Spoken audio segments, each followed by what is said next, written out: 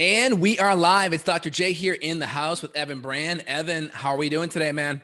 I'm doing well. I've got an article here. We're going to start this show off. This is all about sleep today. Issues that affect sleep. How do we mitigate the effect of stress on sleep and gut and all of it? But first, Pepsi, good old PepsiCo. They're launching its newest beverage, the de-stressing and relaxation promoting Driftwell. This is just all about what's my point of this?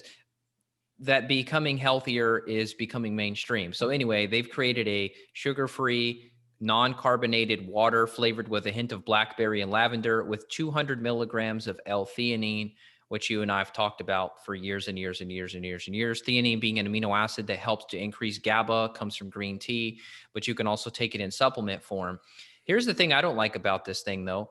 Number one, it's 7.5 ounces. I don't really want to drink 7.5 ounces right before I go to sleep. If I'm going to take theanine, I would much rather just take a capsule of 200 to 400 milligrams of theanine and go to sleep. And then the second thing is they're wanting to sell this thing for $18 for a 10 pack. That's $1.80 a dose, basically. Versus you and I, if we're going to get a professional grade theanine, we're probably getting what, maybe 100 or 200 capsules for $20.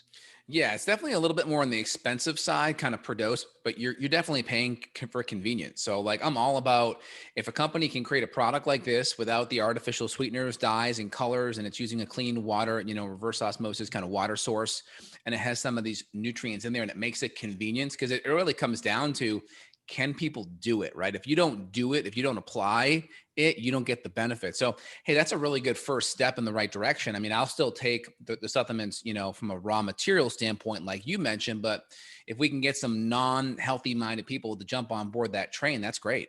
Oh yeah, I mean, imagine if we could get people to switch over from I don't know, doing a nightly beer. Let's say they do beer at night, but instead they could just do this, theanine drink. That'd be a hell of a lot better for their gut and their brain. And theanine has benefits for the brain too. It's not just the sleep. They're kind of promoting it as a relaxation drink, but I take theanine daily, and it definitely helps to buffer stress. It's just something that it's not like a sedative. I mean, it's not a chill pill. It's not like a passion flower would do for your sleep, but it definitely just kind of settles the mind a little bit.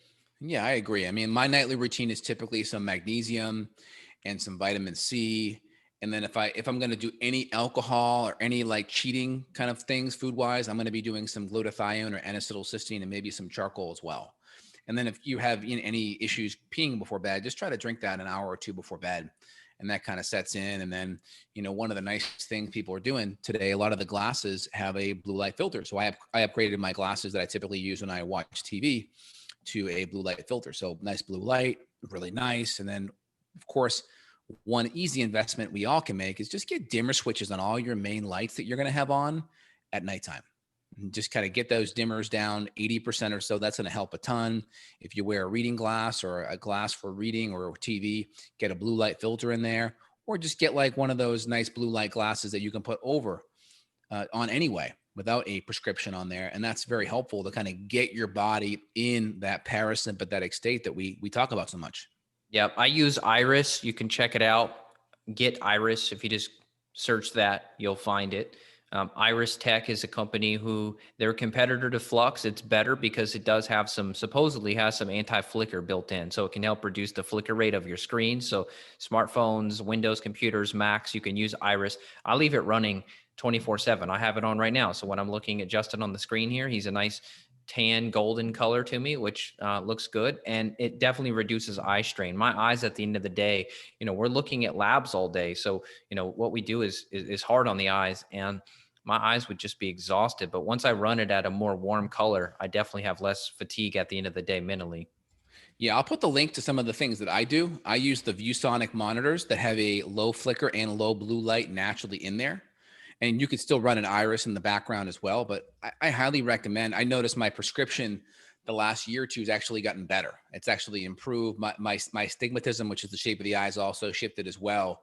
And I talked about it with my optometrist, and he said, it's possible that just you doing the blue light at night and you shifting over the monitors the last year or two could have helped with that. So, I mean, outside of nutrition being stable, lutein, all of the vitamin A precursors, I think shifting over the monitors, if you're someone that's on a computer all day, invest in really good blue light protecting technology and a good blue light monitor. Yeah. Low blue light, low flicker, very important. That's good advice. Yeah. So nighttime, we talked about that a little bit, but you mentioned dimmer switches, blue light glasses. I'm using just salt lamps at night. We have probably 6 or 7 salt lamps. We have some that are just salt lamp night lights that are plugged into the bathrooms. That's pretty convenient. Brush your teeth with just a salt lamp. It's just a nice, pretty warm glow. I haven't actually used a color, like a color device to check if there's blue light coming off of it, but it's a pretty darn warm color, and it's a little like couple watt incandescent bulb. Incandescents are going to have less blue in them naturally, so we like to use a lot of the Edison bulbs. A lot of the Edison bulbs now have turned into LEDs, though. They'll look like Edison's shape with the filament inside, Yep. but it's LED, Yep. which is so annoying. So make sure you're actually getting the true Edison bulb. I use a company called Hudson Lighting. They make great Edison bulbs, and they're going to be around 2700 Kelvin, which is a really nice amber color. When you get up to the 4, 5, 6,000 Kelvin, those are like your fancy car HID headlights that are going to be really, really blue, kind of whitish, bluish color. That's not what you want at nighttime. It's amazing. I'm rarely out at night, but if we're out on the road, we'll drive past someone's home and we'll just see like science lab lights on at 9 o'clock at night. It's like, no, those people aren't sleeping good tonight.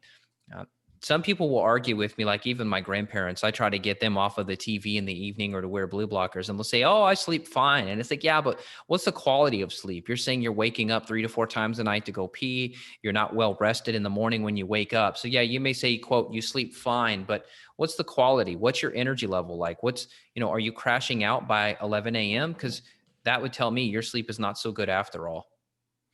100%. Yeah, I 100% agree. So I think it's a good investment where if you wear glasses or contacts, look at getting a night pair of night glasses that have the blue light filter in there. And some brands don't have a good blue light filter. So you can get a blue light where it tests the actual wavelength going through. I've seen some of these glasses really only filter out the violet, which is interesting. So they're kind of having a marketing ploy on it. So you want to go look at some of the reviews online, make sure if you find a review where someone actually tests those glasses and sees if the blue light is blocked. But if you can get a significant amount of blue light blocked, even if it's 50% or so, and you got the dimmers on, well, that's a good first step for sure.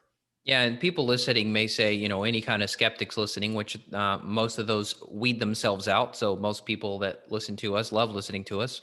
But any skeptics may say, well, why? Our ancestors, they didn't have blue light blocking glasses. Yeah, but they didn't have LED lights. They didn't have electricity in general. There was no artificial light at night. So when the sun goes down and Just you stars see, and the moon. yeah, when the sun goes down and the sky is turning red and orange, the blue light can't get through. When the sun's at a low angle, the blue light doesn't come through as much, and you naturally have a blue light filter. It's the atmosphere. And so at nighttime, when you have a fire, which is the only source of light you would have had at night, look at a fire.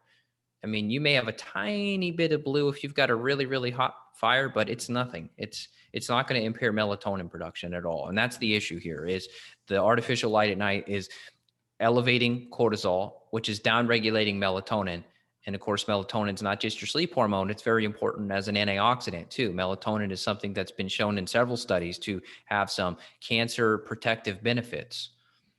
100%. And I'll put a couple of links in here for people that are listening regarding my favorite monitors. I use the eye care monitors, and I think those have really been super helpful for me. So I'll put a link down below. People can access that. Okay, that's good. We talked about some of the blue light glasses. There's the Swanwick glasses. There's the True Dark glasses. Those are some good ones off the bat. You can jump on Amazon and look for some ones that have good reviews on there. I think those are great. There's some blue light glasses that go over glasses. So if you wear glasses, you can look for a pair of blue lights that go over that. That's on top of that. That if you want extra protection, you'll have that there. That's a good kind of first step in the right direction. Why don't we talk about mechanism? I think this is important. So we talk about like the parasympathetic and sympathetic nervous system. This is important. So the sympathetic nervous system is kind of controlled by the adrenal gland. So the sympathetic is the gas. It's the go, go, go, go, go, stress, stress, stress, stress, stress. And the adrenals kind of are the gateway between the nervous system and the sympathetic response because of the cortisol response and the adrenaline response. So typically when there's some kind of a stress, adrenaline is the first thing that comes to the table, and then cortisol comes a little bit later. So think of adrenaline as the primer. It primes the pump, and then once the engine's going, now cortisol is flooding the zone afterwards. And so when you have a lot of these stress hormones going, you're number one going to be shunting blood flow to the arms and the legs to fight and flee. You're going to be making less enzymes and acids and digestive juices, so your digestion won't be as good. So if you're eating healthy, you're more likely to get bloated and gassy and have indigestion, and you're less likely to absorb a lot of those nutrients. So if you're eating lots of good amino acids and minerals, you won't be able to ionize them and absorb them properly. And so we want to do natural strategies that decrease that sympathetic nervous system response, which is going to help modulate adrenaline and modulate cortisol. And part of how we do that is we have to stimulate the parasympathetic side. So for instance, this new Pepsi product you mentioned, I'm not supporting Pepsi, but I'm supporting the mechanism. L-theanine is a good precursor that Evan mentioned to GABA, gamma aminobutyric acid, and that's a inhibitory neurotransmitter. Think of it as the brake. It's the stop, the slow down. So think of the sympathetic nervous system response it's the shifting gear going from first to second, third to fourth, fourth to fifth. It's going faster, faster, faster. The parasympathetics and the inhibitory response is downshifting. It's going from 5 to 4, 4 to 3, 3 to 2, 2 to 1, and then parking that car. And so things like GABA can be helpful. Passion flower, magnesium are excellent things. There's different adaptogens that we use, like holy basil and ashwagandha, that really help decrease and help downshift that stressed out engine and bring it to a lower gear where you can slow down and relax. Oh, speaking of ashwagandha, this is funny too, man. A lot of the things we've been talking about for a very long time are becoming more mainstream. I never have the radio on because I've got streaming radio in the car. So we never have the real radio on. And so this advertisement comes on, and it's, the typical radio announcer voice. It's this lady, and it's this, it's just talking about sleep and stress and all that. And the lady's like, introducing ashwagandha gummies, an Ayurvedic herb that's been used for thousands of years. It can really help you relax. And I thought, wow, a radio commercial for ashwagandha. This is hilarious. Times are changing. Wow, So that is funny. This is something that you and I use all the time clinically and personally, and it really does help. You can take ashwagandha during the day to help blunt stress, but you can also use it in the evening, take a dose before bed. Stephen Buhner, the herbalist, I really love because of his books on Lyme. He talks about ashwagandha being very, very helpful in terms of calming down like brain inflammation, which can impair sleep associated with Lyme. So people that have bad sleep, or if you're waking up at 2 or 3 a.m. and you're kind of bolting awake or having nightmares, ashwagandha may be something to help. I'm a big fan of magnolia. Magnolia is a bark that can be very helpful. You and I've talked about Relora in the past. Relora is actually a blend of two different plants. I believe it's two barks that are combined to create the patented Relora. That's something clinically shown to help modulate cortisol at night. You mentioned the passion flower.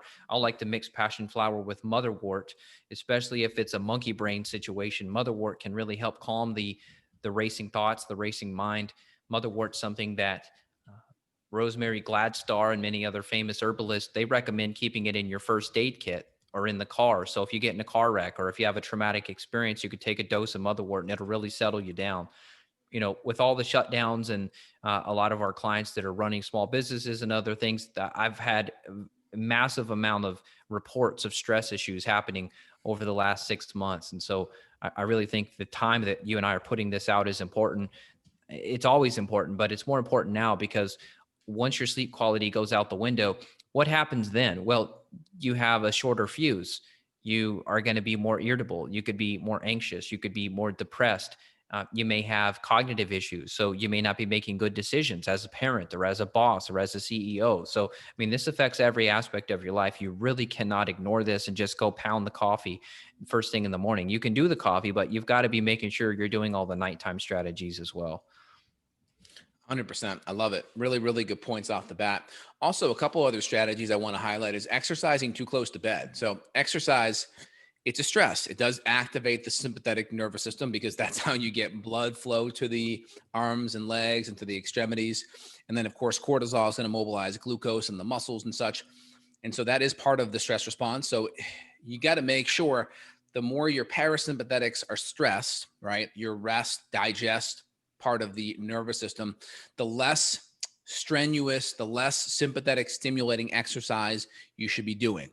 And of course, you need to allow more buffer time to transition back into the parasympathetics at bedtime. So if you're working out like at 6 or 7 o'clock and then you're trying to wind down at 9 or 10, asleep by 11, that may not be enough time. So the more stressed you are, you want to look at doing exercise first thing in the morning.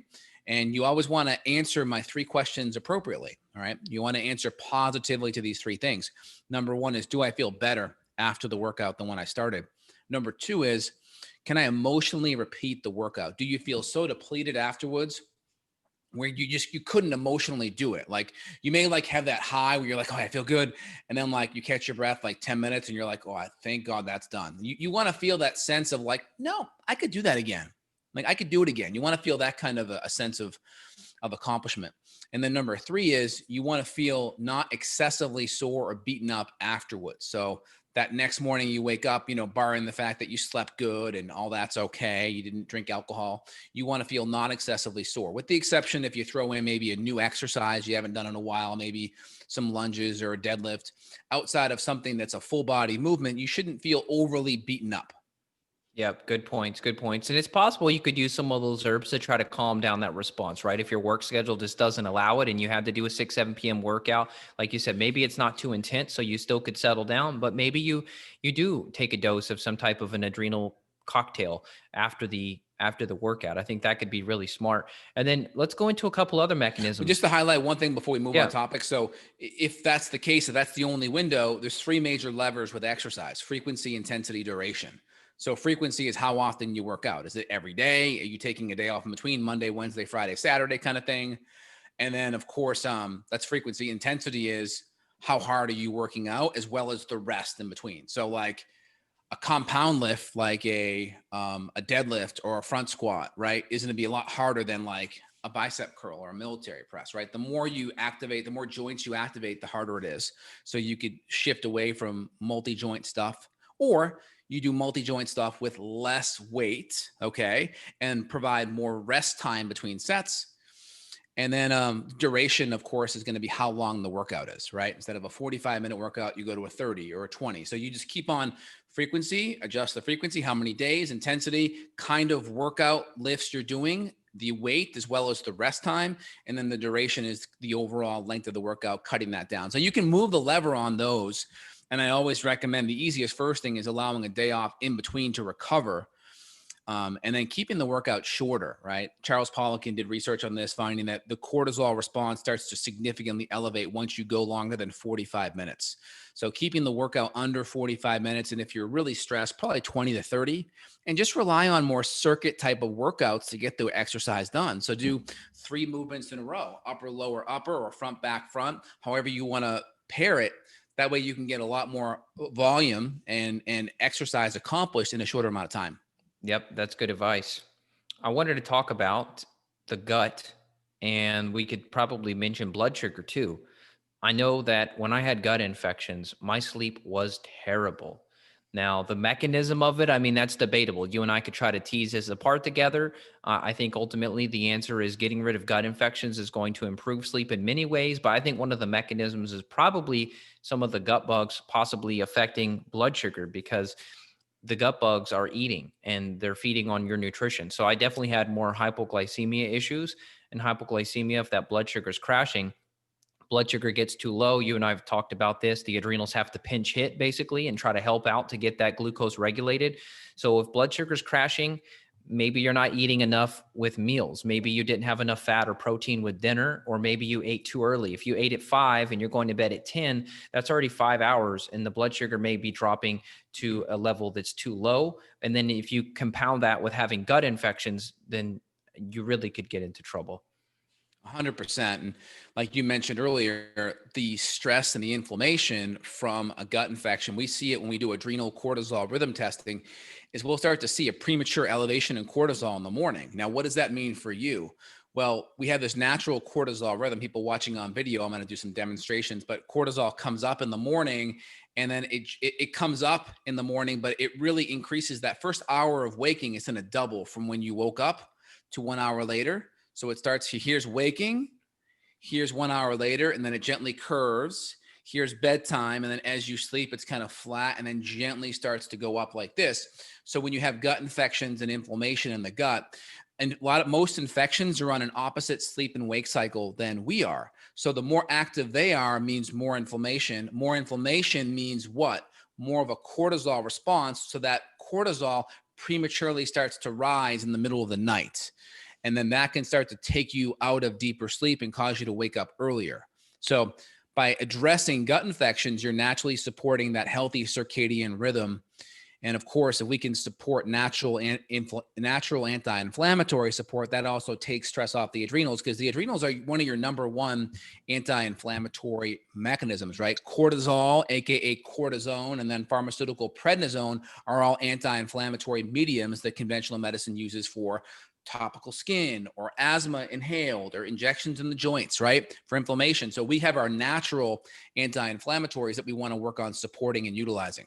Yep. And we've mentioned this, but just to repeat, so the cortisol is down regulating melatonin. That's the mechanism. So people that just go take melatonin, that may help, but I would argue that it's not necessarily root cause. And so that's why we're going to be running these panels to look at the hormones. We're going to be running testing to look at the stool.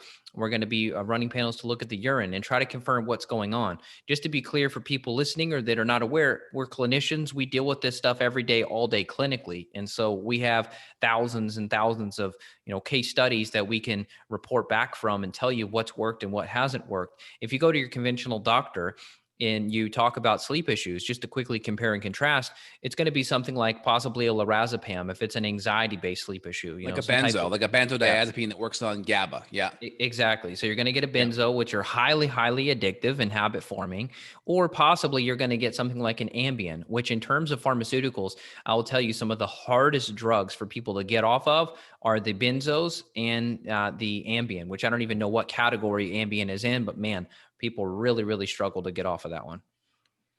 100%. So you're going to have Ambien, right? You're going to have Lunesta. You're going to have your benzos. They may even be using some SSRIs to increase serotonin, which then increases melatonin. I think it's Rosarum, which is a GABA, kind of in that GABA benzo family. So Rosarum, I mentioned Lunesta and Ambien. What else is there? I think there's Trazodone's another one that I think is used sometimes for sleep as well. So those are a lot of the common sleep medications, and they don't really address a root cause. And that's the problem. And a lot of the sleep medications, like we mentioned, the Ambien or Lunesta, they don't allow deeper restoration of sleep. So you kind of have like your 4 phases of sleep, right? Phase 1, phase 2, phase 3, phase 4, and then you go from phase 4 to 3, 2, 1. So this is like one cycle is 1, 2, 3, 4 phase to 4, 3, 2, 1. And you don't really get to go into these deeper 3 and 4 levels where REM sleep and deep restoration happen. So we want to avoid medications that prevent us from getting into deep sleep. So that being said, we want to make sure we sleep. So we want to utilize every natural mechanism possible. So with sleep, 10 p.m. to 2 a.m. is that deep physical restoration where you have good physiological repair. And that's where growth hormone increases. And that's where we repair structural tissue and such, and bones and joints and ligaments, hair, skin, nails. And then we have the psychological, emotional repair, typically between 2 a.m. and 6 a.m., where a lot of our neurotransmitters and hormones kind of turn over that help us with mood and energy and emotional stuff. And supposedly a lot of our dreams are us processing a lot of our emotional stress throughout the day, right? So we want to make sure we get to sleep on time. That's really important, right? The hours before midnight are really important. And we want to make sure that we're getting the good time of sleep. We want to make sure that we're decreasing light exposure, which it takes away from our melatonin. And then we want to make sure that we are just having good nutrients on board. So when we're sleeping, we have the raw materials, amino acids and fatty acids, to provide the building blocks to assist in the repair process. Yeah, vegetarians, vegans, they have a lot of sleep issues historically. And I would argue it's due to the lack of these amino acids that you need to really help fuel some of these neurotransmitters. So back to the and then Ambien real quick. I want to just hit that because you hit something really important. And then when vegetarians and vegans get a lot of the amino acids, they're not really bioavailable. So if you go look at the bioavailability of amino acids in vegetarian, vegan foods, they're not very bioavailable. Now, vegans and vegetarians can get by with free form amino acid supplementation. a high quality pea protein, maybe a rice protein. So they can get by with amino acid supplements, but it's very hard from a raw standpoint, meaning you're just relying on whole foods to get those amino acids. And when you typically do combine them appropriately, you get a ton of carbohydrates. So if you're more insulin sent or resistant or more carbohydrate sensitive, you don't do well with carbs, that could cause more blood sugar issues and more sleep issues with that. Yep. So back to the drug. The drug name is Zolpidem, sold under the brand name Ambien. Anyway, we talked about alcohol a while ago. We talked about like some of the date rape drugs and some of the bad stuff that people do. Yeah. Apparently, this GHB. drug. Yeah, apparently this drug actually was used or has been used as a date rape drug as well. And so it is a non-benzodiazepine, but guess what? It's a GABA receptor agonist. So it works by increasing GABA, binds to the same location as benzo. So tricky little varmints. It's a non-benzo, but it binds to the same GABA receptor as a benzo. So to me, it's a freaking benzo. You know, not technically, but in terms of the addiction potential and the withdrawal and the adverse effects and the dependency, it's no good. So Yeah, same thing with Lunesta here. I'm looking at some of the mechanism of action on Lunesta, same kind of thing. It has a coupling interaction with the GABA receptor sites. So kind of it's coupled with like a benzo. So it's kind of very similar to a benzo. And then the Rosarum, it works on some of the M2 receptor sites. I think some of the same receptor sites that work on melatonin. So I'm pretty sure it's like a melatonin kind of agonist, if you will. Yeah, right here. Rosarum is a highly selective melatonin receptor site type 1, type 2 agonist. So what does that mean? Agonist means it helps the melatonin in those synapses to be, it increases it, it stimulates it, it whips it a little bit and kind of gets it a little bit more into gear, if you will. Now, I'd much rather be using melatonin as a whole, as I'd rather just provide more of that building block or more of that raw material to help, right? And gets more natural than just being an agonist and upregulating the receptor sites to it. And of course, even before that, I'd much rather use a lot more of the amino acids like 5-HTP and B6 and providing more of the building blocks so we don't disrupt too many feedback loops. Or the herbs just to help regulate the adrenals, and then you stay away from this crap completely. But why? It depends on how bad it is. So we kind of always start low and then work our way up. So there's always kind of like an algorithm in how we are applying things. Because even natural, we want to do the least invasive to the most invasive if we need it. But of course, sleeps is such a huge tenet in our body's ability to heal. Yeah, and why is this not on the nightly news? Well, I mean, big pharma is highly involved in the media companies, right? So they're not interested in melatonin, which is what, maybe a quarter or maybe 50 cents per dose. They want pharmaceuticals because there's a lot more money involved, and you can't patent it. You and I've discussed this patent issue many a times. So they can't patent theanine.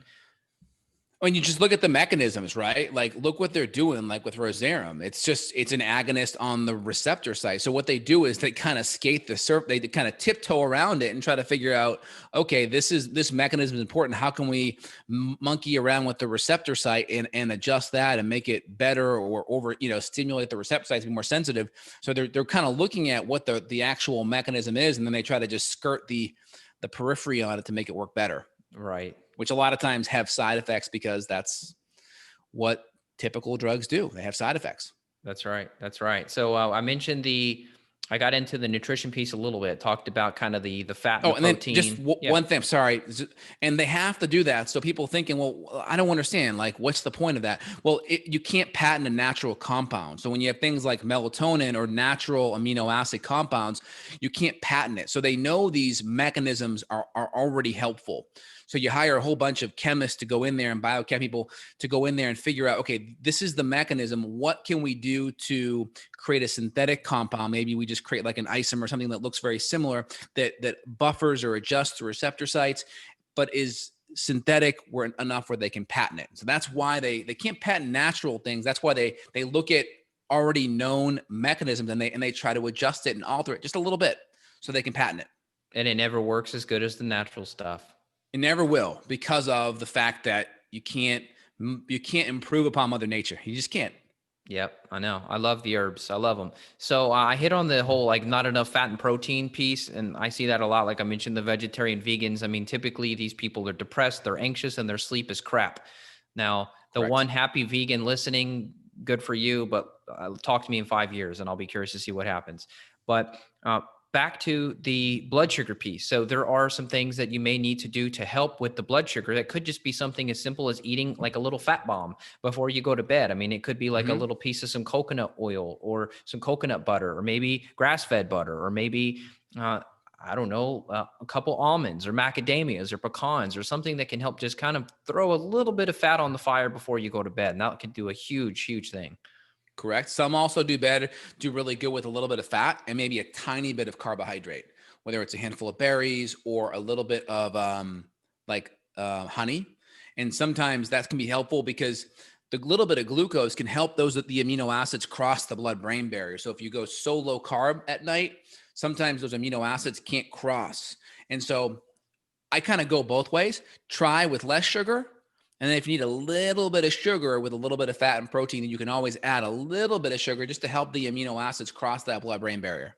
That's smart. I've tried that, like doing a chamomile tea, which is another easy, good strategy. I've Yep. tried chamomile just by itself and then chamomile with honey. And I will report with a little bit of honey, delicious, but it Yeah. does help a little bit with the sleep. Yeah. And just try it on both sides because too much sugar can also create blood sugar swings and cortisol spikes when your blood sugar drops, and that can cause problems. So it's all about finding that right balance. So I always recommend start with none and then add just a little bit in incrementally.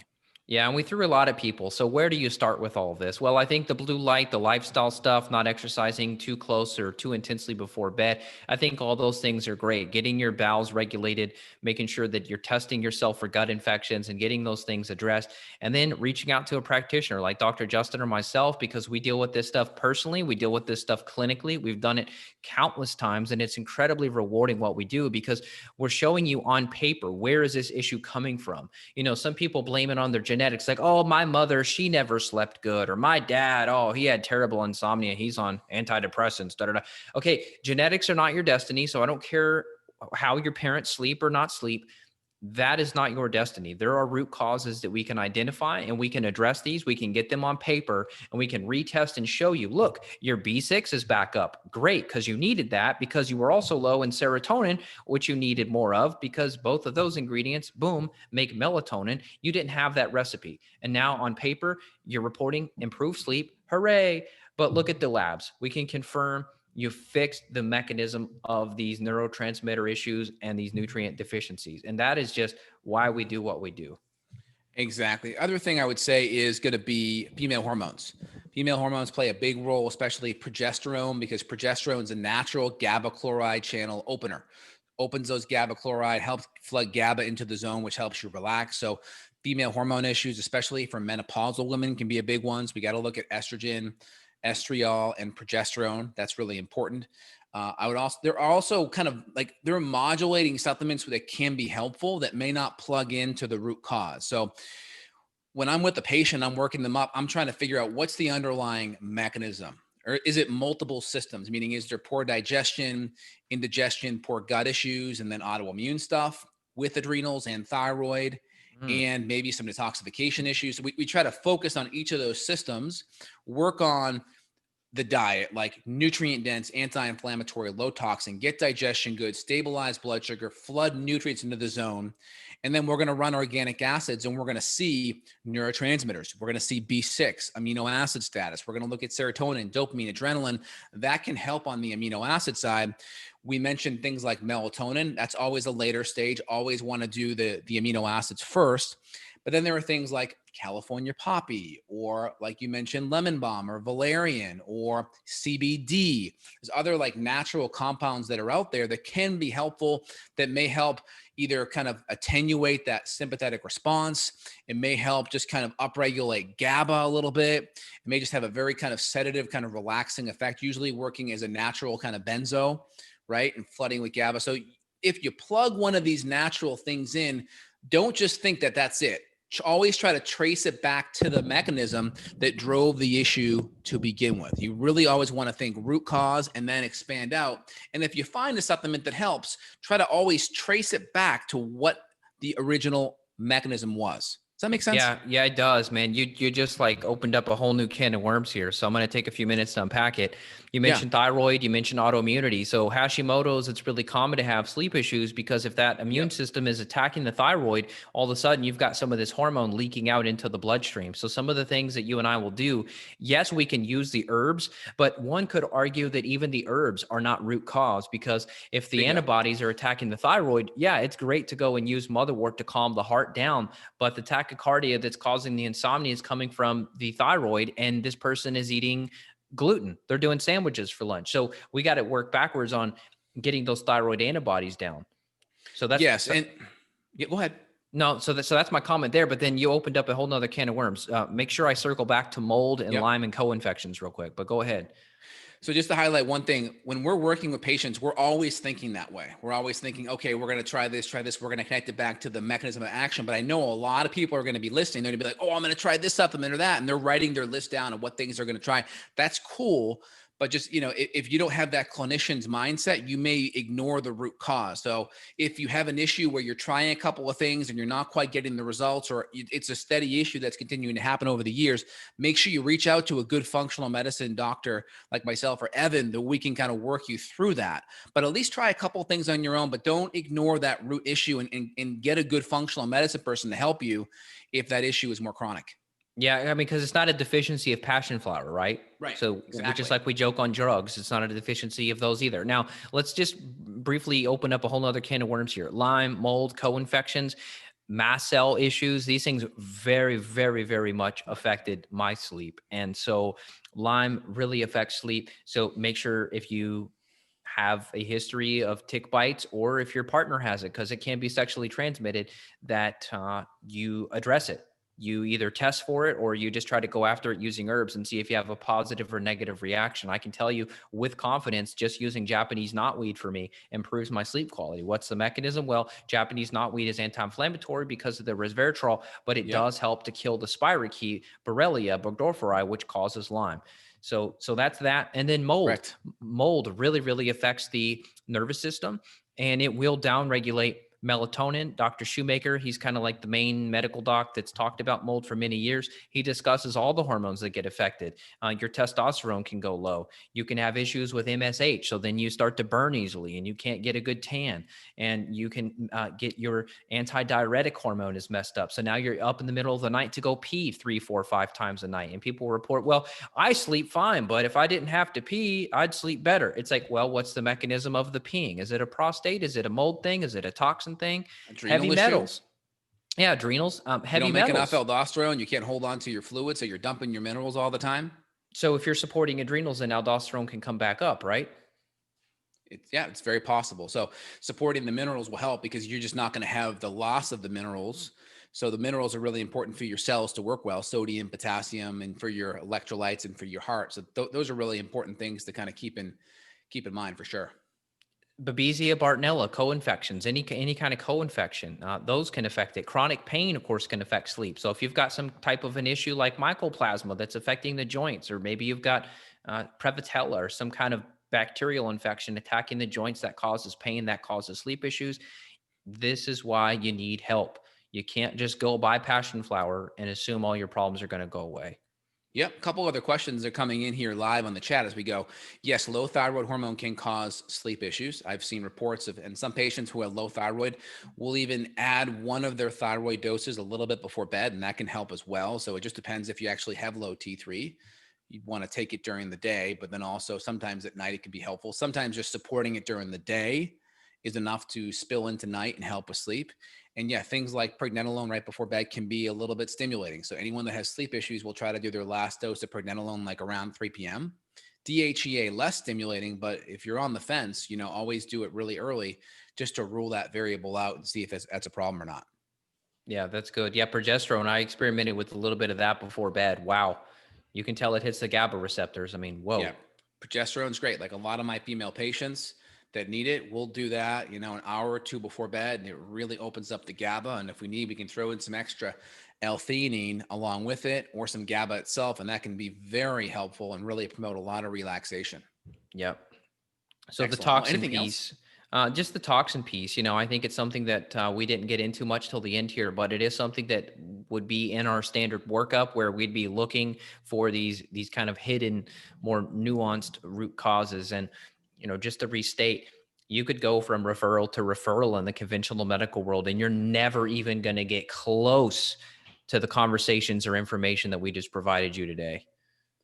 No, I mean, it's hard. The conventional medical model, it's a 3 to 5 minute visit. They're just trying to collect just enough symptoms to figure out what drug they're going to prescribe, whether it's a Rosarum or a benzo or an SSRI or whatever other kind of mini-me new drugs that are out there. Mini-me meaning it's very similar to an old drug, just a new name, new patent, so they can re-up that 7-year patents. And that's kind of how a lot of conventional medicine works. They're not really diving in deep. They're not even really thinking about deep root cause mechanisms. They're just trying to get you to sleep. And it's sad, but it's a system that we're in. And I'm glad that we have information like this. It's out there at your fingertips so you guys can be more informed and take some action to get to the root cause. Yeah, absolutely. If you need help, please reach out to Dr. Justin or myself. His website is Justin Health, justinhealth.com. My website, evanbrand.com. And we love that you guys are here with us. So more to come. And put your comments down below. We really appreciate you guys listening, and I want to get some interaction about what you think, what's worked for you.